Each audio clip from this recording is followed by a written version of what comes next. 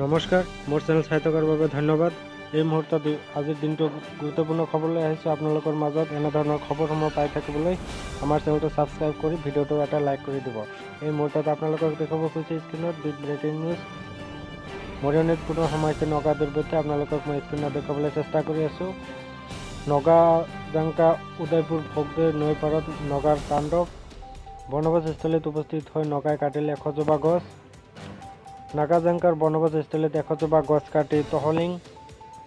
নগাৰ উপদ্ৰৱ দেখি ক্ষোভিত হৈ পৰিল স্থানীয় ৰাইজ।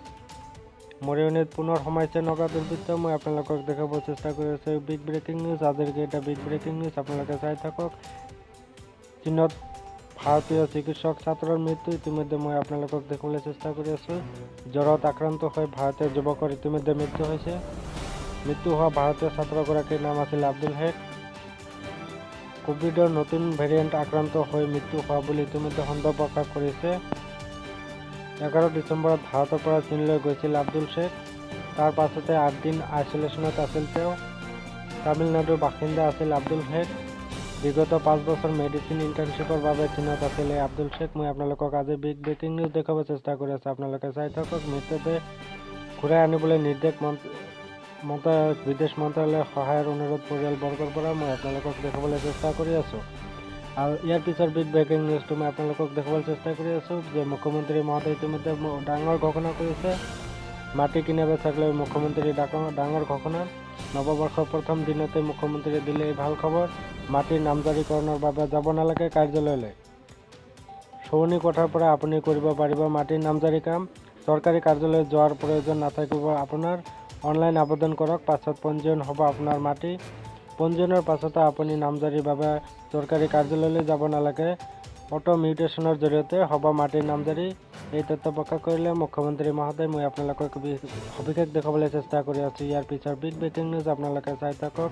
ইয়াতে যোৰহাটৰ টিয়কৰ ভয়ংকৰ পথ দুৰ্ঘটনা সংঘটিত হৈছে। মই আপোনালোকক স্ক্ৰীণত দেখাবলৈ চেষ্টা কৰি আছোঁ। টিয়কৰ লক্ষীবাৰীত পথ দুৰ্ঘটনা। ৰাজপথত মটৰ চাইকেলৰ উদংগীয় গুৰি খুন্দিয়াই কৰুণ মৃত্যু সাৱটি ল'লে এজনে। মৃত্যুক সাৱটি লোৱা যুৱকজনৰ নাম আছিল কৌশিক বৰুৱা। যুৱকজনৰ ঘৰ বলমাল দলাকাষৰীয়া গাঁৱত বুলি জানিব পৰা গৈছে। চিকিৎসালয়লৈ আনি থকা অৱস্থাতে যুৱকজনৰ মৃত্যু হয় বুলি এই তথ্য প্ৰকাশ কৰা হৈছে। দুৰ্ঘটনাত পতিত হোৱা মটৰ চাইকেলখনৰ নম্বৰ AS03AH 5046। ইয়াৰ পিছৰ বিগ ব্ৰেকিং নিউজ মুখ্যমন্ত্ৰী ভগৱন্ত মানৰ ঘৰৰ কাষত বোমা উদ্ধাৰ। বিগ ব্ৰেকিং নিউজ মই আপোনালোকক দেখাবলৈ চেষ্টা কৰি আছোঁ। এই মুহূৰ্তত আপোনালোকে চাই থাকক। মুখ্যমন্ত্ৰী ভগৱন্ত মানৰ ঘৰৰ কাষত বোমা উদ্ধাৰ। চণ্ডীগড়ৰ ঘৰৰ পৰা 2 কিলোমিটাৰ দূৰত উদ্ধাৰ এই বোমা। ঘটনাস্থলীত উদ্ধাৰ বোমা স্কোৱাডৰ দল। দুৰ্বৃত্ত সন্ধানত অব্যাহত আৰক্ষীৰ অভিযান। পঞ্জাৱৰ মুখ্যমন্ত্ৰীৰ ঘৰৰ কাষতে বোমা আতংক। দুৰ্বৃত্ত সন্ধানত আৰক্ষীৰ অভিযান। মই আপোনালোকে এই মুহূৰ্তত দিব বিচাৰিছোঁ বিগ ব্ৰেকিং নিউজ। আজি ইয়াৰ পিছৰ বিগ ব্ৰেকিং নিউজটো হ'ল যে SBI গ্ৰাহকসকলৰ বাবে অতি সুখবৰ। মই আপোনালোকক দেখাবলৈ চেষ্টা কৰি আছোঁ। দেশৰ সৰ্ববৃহৎ বেংকৰ গ্ৰাহকসকলৰ বাবে বৃহৎ সুযোগ। SBI গ্ৰাহকে পোনপটীয়াকৈ 9 লাখ টকা পৰ্যন্ত পাব। দেশৰ সৰ্ববৃহৎ bank state bank of India crore crore গ্ৰাহকক মুখ্য লাভালাভ আগবঢ়াইছে। গ্ৰাহকে 9 লাখ টকা পৰ্যন্ত ল'ব পাৰিব। মই আপোনালোকক দেখাবলৈ চেষ্টা কৰি আছোঁ। মুদ্ৰা ঋণৰ অধীনত গ্ৰাহকসকলে 9 লাখ টকা পাব পাৰে। যদি আপোনাক যিকোনো ধৰণৰ ব্যৱসায় কৰিবলৈ ঋণৰ প্ৰয়োজন হয়, আপুনি কোনো প্ৰমাণ অবিহনে ঋণ হিচাপে 50,000ৰ পৰা 9 লাখ টকা পৰ্যন্ত লাভ কৰিব আপুনি। মই আপোনালোকক স্ক্ৰীণত দেখাবলৈ চেষ্টা কৰি আছোঁ। আপুনি SBIৰ মুদ্ৰা ঋণৰ সৈতে এটা ব্যৱসায় আৰম্ভ কৰিব পাৰে, যাৰ বাবে কেৱল আপোনাৰ মোবাইল নম্বৰৰ সৈতে আধাৰ কাৰ্ডৰ সংলগ্ন ৰখা উচিত যাতে প্ৰমাণীকৰণৰ বাবে কোনো সমস্যা নহয়। বৃদ্ধি হ'ল ৰন্ধন গেছৰ দাম। তেল কোম্পানীয়ে বৃদ্ধি কৰিলে ৰন্ধন গেছৰ দাম।